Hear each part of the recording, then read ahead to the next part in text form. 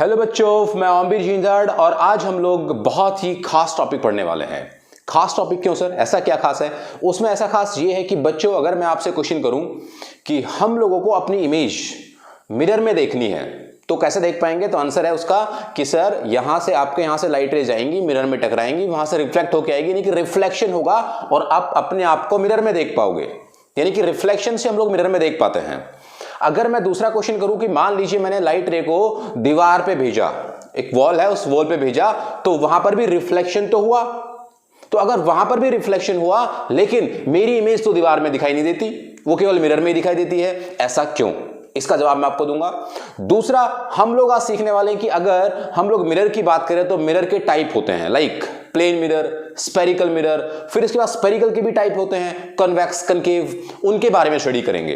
फिर उसके बाद एक इंपॉर्टेंट टर्म, यानी कि हम लोग पढ़ने वाले हैं रेडियस ऑफ कर्वेचर और फोकल लेंथ के बीच में रिलेशन, क्या रिलेशन उसका होगा। तो ये पूरी कहानी हम लोग स्टार्ट करेंगे। तो चलिए बच्चों, पढ़ना स्टार्ट करते हैं। अपनी नोटबुक निकाल लें, पेन कॉपी निकाल के जल्दी से जो बातें मैं बताऊं उसको बहुत ध्यान से सुनना और लिखना स्टार्ट कर दें। राइट, चलिएगा मैं स्टार्ट करता हूं। सबसे पहले हम लोग बात करते हैं इस वाले पार्ट की कि हम तब मिरर में देखते हैं तो हमें इमेज दिखाई देती है, लेकिन हम दीवार में देखते हैं तो इमेज दिखाई नहीं देती। ऐसा क्यों? दोनों में रिफ्लेक्शन होता है, यहां पे मिरर में भी रिफ्लेक्शन होता है, उधर आप दीवार में करेंगे तो दीवार में भी रिफ्लेक्शन होता है, लेकिन उस रिफ्लेक्शन से दो रिजल्ट क्यों? तब रिफ्लेक्शन हुआ तो रिजल्ट सेम होना चाहिए था। इसका मतलब है कि रिफ्लेक्शन में भी कुछ टाइप होती होंगी, यानी कि रिफ्लेक्शन भी कुछ तरह का होता होगा। तो आइए मैं स्टार्ट करता हूं, डिस्कस करते हैं हम लोग। सबसे पहले मैं बात करता हूं, मान लीजिए मेरे पास एक प्लेन मिरर है। राइट, ये मेरे पास एक प्लेन मिरर है। अब ये प्लेन मिरर की बात कर रहा हूं मैं, यानी कि ये वाला पार्ट बहुत पॉलिश, यानी कि बहुत ज्यादा शाइनिंग है, ये वाला पार्ट बहुत ज्यादा फिनिशिंग यहां पर है। राइट, एकदम से चमकीला है ये वाला पार्ट। और ये वाला पार्ट हमने क्या किया हुआ है, इसको हमने पॉलिश किया हुआ है, पेंट कर रखा है, सिल्वर्ड पार्ट है। अब यहां पर बच्चों ध्यान सुनना मेरी बात, यहां पर कोई एक ऑब्जेक्ट रखा हुआ है O, राइट, और उस O ऑब्जेक्ट से यहां पर लाइट रेज आ रही है, ऐसे यहां से ऐसे लाइट रेज आ रही हैं, ये ऐसे लाइट रे आई, एक लाइट रे आई, फिर उसके बाद बीम ऑफ लाइट, दूसरी लाइट रे आई, तीसरी लाइट रे आई, यानी कि इस तरीके से एक बीम आ रहा है लाइट का। ठीक है, यहां पर ऐसे। अब उसके बाद तब ये इस प्लेन मिरर से टकराएंगी तो उसके बाद क्या होगा, वो रिफ्लेक्ट होंगी। तो वो रिफ्लेक्ट होके जाती हैं, तो फिर वो जो बीम आया था एग्जैक्ट वो बीम बिल्कुल उसी पैटर्न को फॉलो करता है जिस पैटर्न को फॉलो करते हुए आया था। मान लीजिए यहां पर एक मोमबत्ती रखी हुई थी। राइट, ऐसा कुछ पार्ट लेता हूं मैं, यहां पे कैसी मोमबत्ती रखी हुई थी जिससे लाइट हमें मिल रही थी इस तरह से, और तब ये लाइट यहां पर आती है तो ये पूरा बंडल, ये बीम जो यहां से आया ये पूरा यहां पर पहुंचता है, तो एग्जैक्ट रिफ्लेक्ट होकर के बिल्कुल सेम वही पैटर्न हमें यहां पर मिला। यानी कि इस मोमबत्ती से, इस लाइट के सोर्स से, इस ऑब्जेक्ट से जो लाइट इंफॉर्मेशन लेके चली थी इस पैटर्न में, एग्जैक्ट वही पैटर्न यहां पर आ गया। अब हम यहां से देखेंगे तो यहां से में क्या होगा, यहां से हमारा देखने पर एग्जैक्ट वो मोमबत्ती हमें नजर आएगी।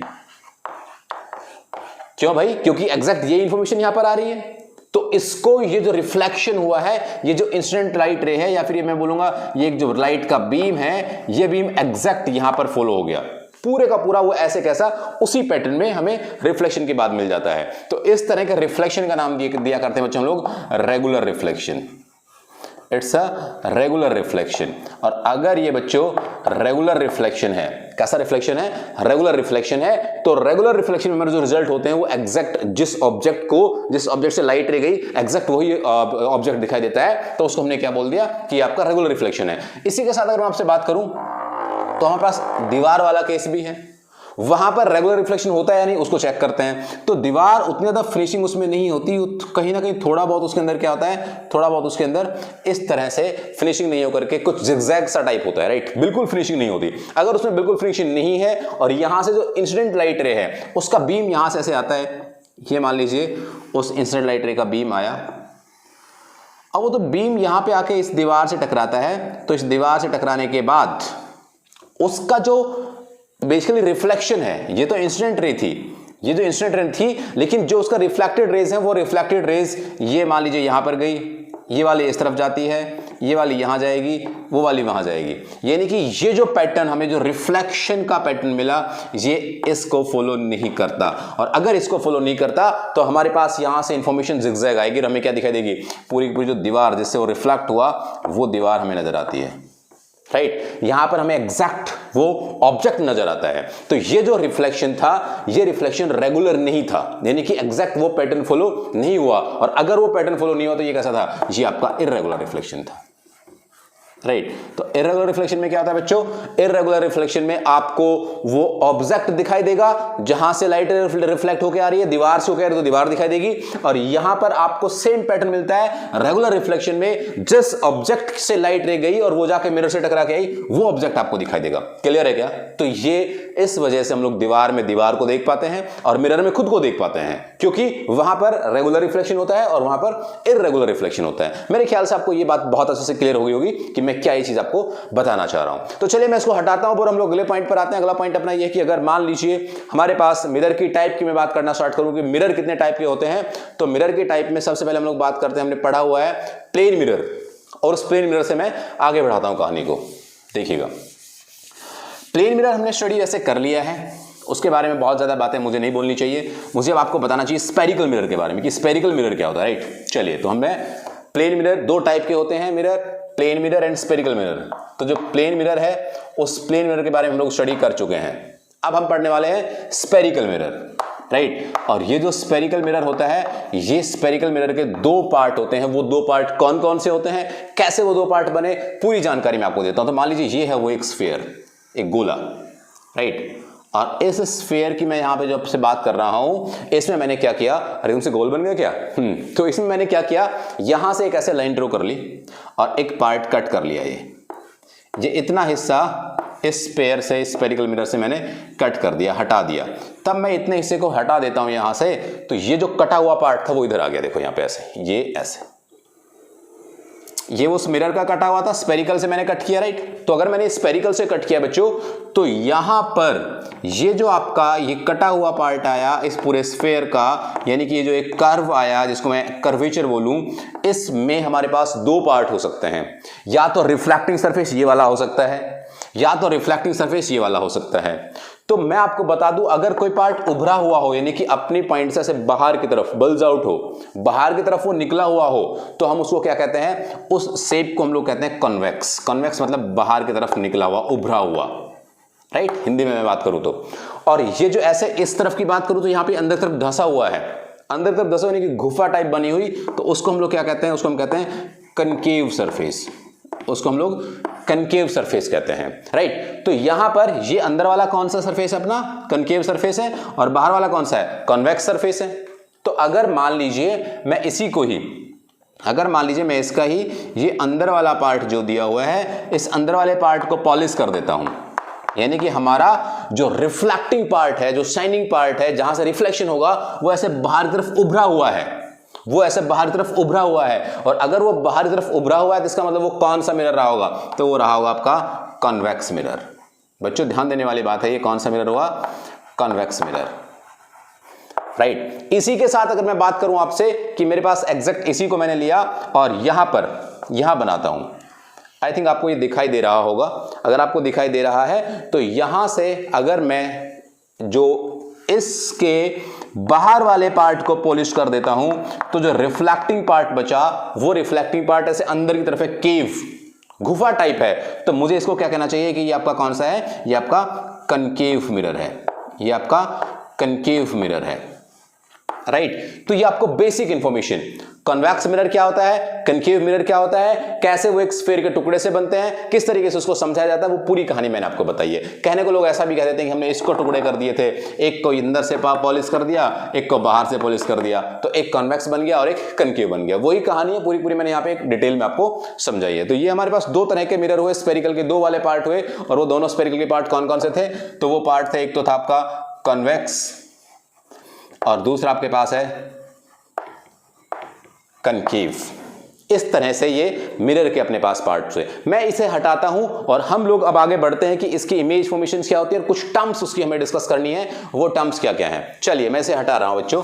अब मैं डिस्कस करता हूं कुछ टर्म्स, क्या क्या टर्म्स हैं, वो कैसे कैसे हम लोग उनको पढ़ा करते हैं, क्या क्या उनका नॉमेनक्लेचर है, सारी बात हम यहां पे डिस्कस करेंगे। देखो ध्यान से सुनना मेरी बात। मैं सबसे पहले कनकेव का एग्जांपल लेता हूं, है ना। देखो ये हमारे पास कौन सा मिरर है बच्चों? अब आप कहेंगे सर ये तो कनकेव है या कन्वेक्स है। नहीं, तब तक हम पॉलिश नहीं कर देते उसको, तब तक उसके सरफेस को हम लोग रफ नहीं कर देते, तब तक वहां को पेंट नहीं कर देते, तब तक वो कोई मिरर नहीं बोला जाएगा। अगर अब ये मिरर बना तो अब मुझे यहां से ऐसे मैंने एक लाइन ड्रॉ की और उस लाइन को बोला मैंने प्रिंसिपल एक्सिस। सवाल पैदा होगा आपके दिमाग में, क्यों बोल दिया भाई इसको प्रिंसिपल एक्सिस? मैं समझाता हूं कि मैंने इसको प्रिंसिपल एक्सिस क्यों बोला, क्या वजह थी इसको प्रिंसिपल एक्सिस बोलने की। अगर मान लीजिए मैं इसको मिरर समझता हूं, यहां पर ये इसका सेंटर है, that is the centre of curvature, क्योंकि ये क्या एक कर्व है ना, ये तो पूरी एक, तो अगर ये कर्व है तो उस कर्व का सेंटर क्या है? ये रहा सेंटर ऑफ कर्वेचर है ये। अब मेरी बात ढंग से सुनना, अगर कोई भी लाइन में ड्रॉ करूं और वो सेंटर से जाते तो मैं उसको क्या बोलूंगा? एक्सिस। कोई भी लाइन में ड्रॉ करूं वो सेंटर से जाती तो क्या बोलूंगा मैं उसको? एक्सिस। लेकिन अगर कोई भी लाइन इस मिरर के बिल्कुल centre point, middle of the point को मैं बोलता हूं पोल। मिडल ऑफ द पॉइंट को हम लोग पोल कहते हैं। होल्ड ऑन कीजिएगा यार, इलेक्ट्रिसिटी चली गई भाई साहब। यस, इलेक्ट्रिसिटी करंट चला गया था या चली गई थी, आई डोंट नो। तो हम लोग बात कर रहे थे कि अगर मान लीजिए कोई भी लाइन एक्सिस से, इसके सेंटर से पास होती है उसको लोग एक्सिस कहते हैं। लेकिन अगर मैं बात करता हूं कि यहां पर ये जो अपना मिरर है, इस मिरर का जो बिल्कुल सेंटर पॉइंट है, उस सेंटर पॉइंट को बोला जाता है पोल। मेरी बात ढंग से सुनना बच्चों, पोल क्या होता है? अगर आपसे कोई पूछे तो पोल होता है mid point of the mirror. जो मिरर का मिड पॉइंट होता है उस मिड पॉइंट को हम लोग पोल कहते हैं। जैसे यहां पर ये है पोल, पोल को हम रिप्रेजेंट करते हैं पी से। आऊंगा मैं सारी बातें बताऊंगा। तो जो लाइन सेंटर से भी पास होती हो और पोल से भी पास होती हो, यानी कि पोल और सेंटर से दोनों से पास होती हो, तो उसको हम लोग कहते हैं एक्सिस, नहीं प्रिंसिपल एक्सिस। तो इसलिए ये वाली जो लाइन थी, ये इसके सेंटर ऑफ कर्वेचर मान लीजिए यहां पर है, उस सेंटर ऑफ कर्वेचर से भी और इस पोल से भी दोनों जगह से पास होती है। इसलिए हमने उसको क्या बोल दिया? हमने उसको बोल दिया प्रिंसिपल एक्सिस। और ये आपका क्या है? पोल। बच्चों यहां पर एक पॉइंट फोकस हुआ करता है, आपके दिमाग में आ रहा होगा, आप 10th पास हैं तो आपने पढ़ा होगा 10th में कि इसको फोकस कहते हैं। क्यों कहते हैं वैसे इसको फोकस? मैं आपको ये समझाने की कोशिश करूंगा। मेरी बात को बहुत ढंग से सुनिएगा यार। कैसे? मान लीजिए लाइट रे यहां से parallel to the principal axis I और यहां पर आके टकराई। अगर लाइट रे यहां पर आके टकराती है ऐसे, तो यहां पे आती वो रिफ्लेक्शन करेगी, और अगर वो रिफ्लेक्शन करेगी तो उसको क्या चाहिए? नॉर्मल। अब हम कोई भी नॉर्मल ड्रॉ करते तो आपने सर्कल में पढ़ा होगा, नॉर्मल हमेशा यहां का, अगर मुझे नॉर्मल चाहिए तो नॉर्मल हमेशा कहां से पास होगा? नॉर्मल हमेशा कहां से पास होगा? सेंटर से पास होगा। यानी कि जो भी लाइन सेंटर से होते हुए इस मिरर से पास होगी या इस सर्कल से जाएगी, वो उससे क्या होगी? परपेंडिकुलर। तो इसका मतलब मुझे यहां से अगर नॉर्मल ड्रॉ करना तो मैं नॉर्मल ड्रॉ कैसे करूंगा? सेंटर से पास होती हुई एक लाइन। तो मैंने यहां पर सेंटर से पास होते हुए एक लाइन ड्रॉ की। ये इसका क्या हुआ? ये इसका हुआ नॉर्मल। बच्चों ये इसका क्या हुआ? नॉर्मल। तो यहां से अगर ये आते हुए एंगल आई बनाती है लाइट रे, उसने कितना एंगल बनाया? आई एंगल बनाया। तो यहां से वो एग्जैक्ट बराबर एंगल बनाते हुए क्या होगी? वो एग्जैक्ट बराबर एंगल बनाते हुए यहां से रिफ्लेक्ट होगी, रिफ्लेक्ट। तो वो ये ऐसे रिफ्लेक्ट हुई। तो अगर ये ऐसे रिफ्लेक्ट हुई तो क्या हुआ? यहां पर ये वाला जो पॉइंट है जिससे वो पास होती है, उस पॉइंट को हम लोग कहते हैं फोकस। फोकस। देखो फोकस कहां से आया? अगर ये एंगल इंसिडेंट है, ये एंगल आपका रिफ्लेक्शन है, तो यहां पर ये रिफ्लेक्शन हुआ, लाइट रे आई और आके जिस पॉइंट से होते हुए जाती है उसको हम क्या कहते हैं? फोकस। क्योंकि यहां पर ये पूरी लाइट रे यहां से आते हुए इस पॉइंट पर फोकस कर रही है, इस पॉइंट पर फोकस कर रही है, इसलिए हमने उस पॉइंट का नाम ही क्या रख दिया? उस पॉइंट का नाम हमने फोकस रख दिया। क्या आपको मेरी बात क्लियर हुई? क्या आप मेरी बात को समझ पा रहे हैं कि ये लाइट रे से यहां पे आई, टकरा के इधर चली गई, तो हमने इसको क्या बोल दिया? फोकस बोल दिया है, राइट। अब बच्चों इस पॉइंट को हम लोग और आगे बढ़ाते हैं। जैसे इमेज फॉर्मेशन की मैं बात करता हूं, इमेज फॉर्मेशन की बात करूं मैं, लेकिन उससे पहले मैं आपको एक बात और समझाना चाहूंगा कि ये जो इमेज फॉर्मेशन है, इस इमेज फॉर्मेशन में कुछ फिक्स रूल हमें देखने होते हैं। कुछ फिक्स रूल कैसे? जैसे एक चीज हमने अभी सीखी कि जो लाइट रे से पैरेलल आएगी, जो लाइट रे से पैरेलल आएगी वो क्या होगी? फोकस से जाएगी, यानी कि पॉइंट से जाएगी, उस पॉइंट को हमने क्या बोला? फोकस।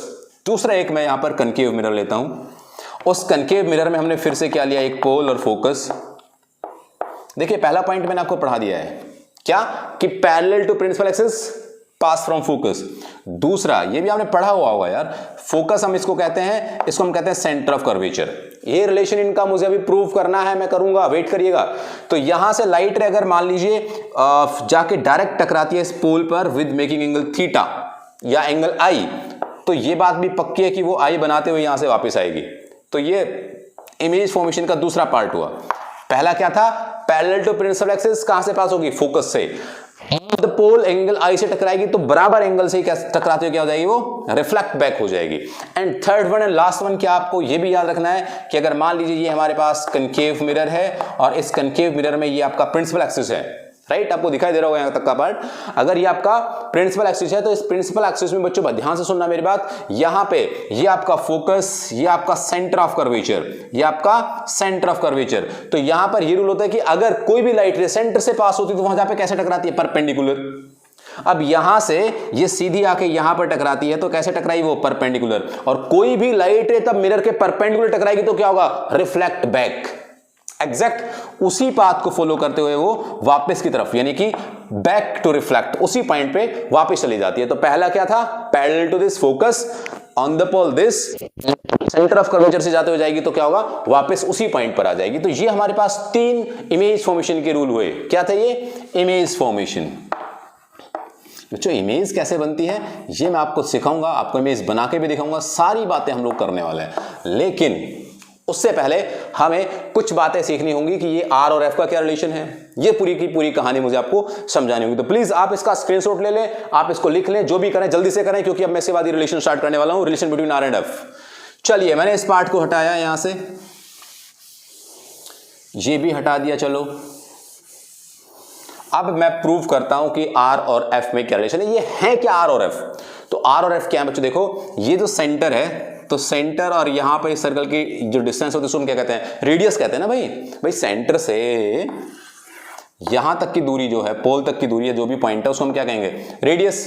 तो that is the radius of curvature, R, radius of curvature, right, curve लिख देता हूं मैं, that is the radius of curvature. और ये जो यहां तक की डिस्टेंस है, that is what, that is focal length, focal length which is represented by F. इसको हम लोग एफ से रिप्रेजेंट करते हैं, इसको हम लोग आर से रिप्रेजेंट करते हैं। तो इनके बीच का रिलेशन क्या है, राइट, ये आपका सेंटर ऑफ कर्वेचर है मान लीजिए, और यहां पर, और ये आपका क्या है, फोकस है। तो इनके बीच में क्या रिलेशन, यानी कि ये एक दूसरे से रिलेटेड है भी या नहीं। तो आइए इसी बात को मैं प्रूव करके दिखाता हूं आपको। मान लीजिए मैं कहता हूं कि ये एंगल आई है और इस एंगल को मैंने यहां पे मान लिया alpha, this angle is alpha. बच्चों ध्यान से सुनते रहना बस आप। सी, ये पॉइंट एफ, ये पॉइंट पी, ये पॉइंट मैंने मान लिया, मान लो एन, ठीक है, मैंने इसको एन बोल दिया। अब यहां से सुनना कि अगर ये लाइन ऐसी जाती है तो एंगल आई एंगल अल्फा के बराबर होगा या नहीं। तो in this basically diagram, according to ray diagram, according to ray diagram क्या होगा बच्चों, angle of alpha is equal to angle of I. ये बात तो पक्का पता है तुम्हें, हाँ जी बिल्कुल पता है कि angle alpha is equal to angle I है। और कैसे, क्योंकि यार अब सोचिए ना, ऐसे लाइन जाएगी तो ये कौन से एंगल होंगे, राइट, तो ये आपके अपोजिट एंगल के अकॉर्डिंग बराबर हो गया। दूसरा आपको मालूम है, according to law of reflection, angle I is equal to angle of R.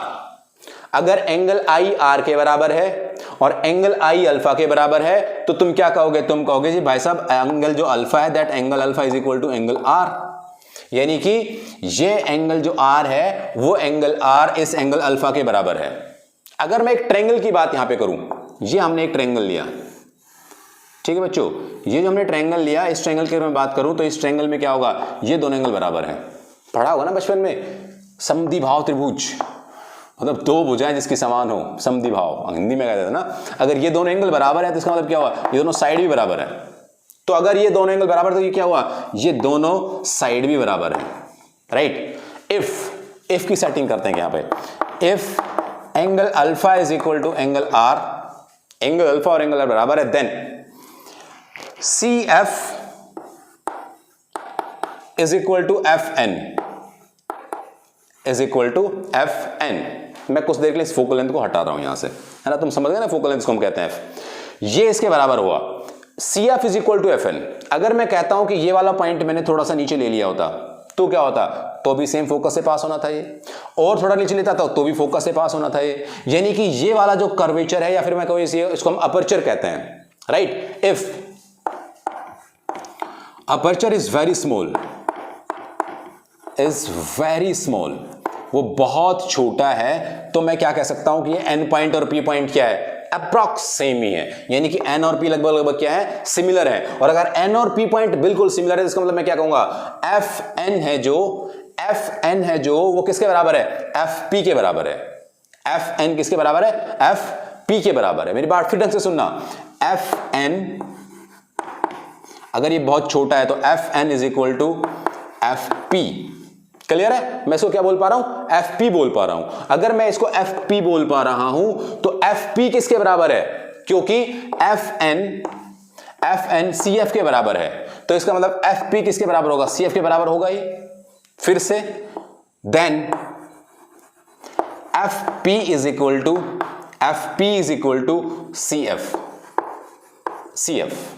अगर ये इसका अपर्चर वो बहुत स्मॉल है, बहुत छोटा है, तो ये अगर हमारे पास इक्वेशन आती है, ये वाला रिलेशन अगर हमारे पास आता है, तो हम लोग कह पाएंगे कि Cp को मैं लिखना चाहता हूं, Cp क्या होगा, तो Cp is equal to what, Cf plus fp, Cf plus fp। लेकिन Cf किसके बराबर है, तो आपका CF FP के बराबर है, तो मैं CF की जगह पे क्या लिख सकता हूं, FP लिख सकता हूं। तो यहां पे ये क्या हुआ, CP is equal to FP plus FP। कमाल हो गया भाई, FP मतलब 2 FP, तो यहां से क्या हो गया, CP is equal to 2 FP। यहां से रिलेशन समझो बन गया। CF किसके बराबर है, सॉरी CP किसके बराबर है, तो CP बराबर है R के, तो मैंने CP की जगह पे क्या लिख दिया, R। That is equal to 2 CF, यानी कि FP किसके बराबर है, FP किसके बराबर है, तो FP बराबर है F के, that is equal to F। इसका मतलब R is equal to 2F। कहने का मतलब ये हुआ कि जो फोकल लेंथ है, that focal length is equal to half of radius of curvature, half of radius of curvature, यानी कि एग्जैक्ट जो फोकस है ये C और P के मिड पॉइंट पर है, C और P के एग्जैक्ट मिड पॉइंट पर है। इसलिए हम लोग यहां पे रिलेशन सेट कर पाए कि F और R में ये रिलेशन हुआ करता है कि ये एक दूसरे के इस तरीके से R/2 is equal to F होता है। तो ये हमने एक फोकल लेंथ का रिलेशन सीखा और रेडियस ऑफ कर्वेचर रिलेशन सीखा। बच्चों इस तरह से हम लोग डिफरेंट क्वांटिटीज को रिलेट कर सकते हैं, और वो जो रिलेशन है फोकल लेंथ और रेडियस ऑफ कर्वेचर का, वो हमारे सामने ये रहा। मैंने आपको इमेज फॉर्मेशन सिखाया, मैंने आपको रेगुलर इरेगुलर रिफ्लेक्शन सिखाया, मैंने आपको सिखाया कि what is the relation between R and F, ये सारी बातें मैंने आपको सिखाई है। तो बच्चों इसके बाद हम लोग सीखेंगे कि किस तरीके से इमेज बनाते हैं, क्या मिरर फॉर्मूला होता है, क्या उसके क्वेश्चंस होते हैं, पूरी की पूरी डिटेल हम लोग सीखने वाले हैं। तो आप लोग प्लीज सारी बातें साथ साथ लिखते रहिएगा, समझते रहिएगा। मैं इसी तरीके से 21 से 31 मिनट यानी कि 20-30 मिनट के लेक्चर्स आपको प्रोवाइड करूंगा पूरे फिजिक्स सब्जेक्ट के, राइट। तो आप सब चीज बड़े केयरफुली देखिएगा, खुश रहिएगा। अगले वीडियो में फिर होगी मुलाकात, तब मैं आपको नए कॉन्सेप्ट के साथ हाजिर मिलूंगा। Thank you very much.